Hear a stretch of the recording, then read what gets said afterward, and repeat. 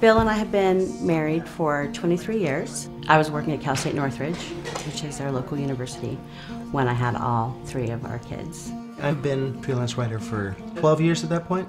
We had no reason to believe we wouldn't be successful. In 2007, the recession hit here earlier than it hit some other parts of the country. And then the writer strike started, and we saw everything change. I was starting to get these large projects pretty reliably. And then it went from that to zero. Everything vanished.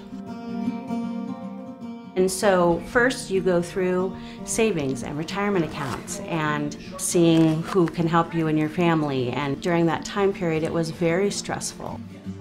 I don't even remember how I got through some of those days. My job at the university was to get students involved in volunteerism out in the community.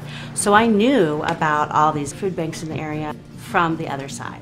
So when I first started as a client, it was a shock. And I thought of myself as a person that volunteers and that donates to food banks, not as somebody who is going to be using one.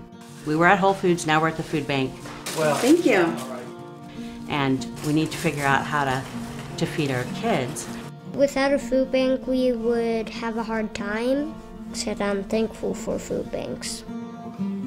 And I remember when we first started going to the food bank, it was such a huge relief. Then we've been getting produce and vegetables, which we like to use them a lot. I love carrots and apples and cucumbers and that kind of thing. When it comes to the basket, you're just like, woohoo! When I got anything carrots. comes in the food basket, you go, woohoo! True.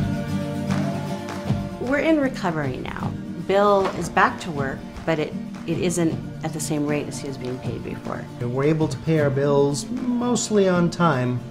Mostly. Okay, mostly. And we're continuing to work through that. We got out, and it's time to give back.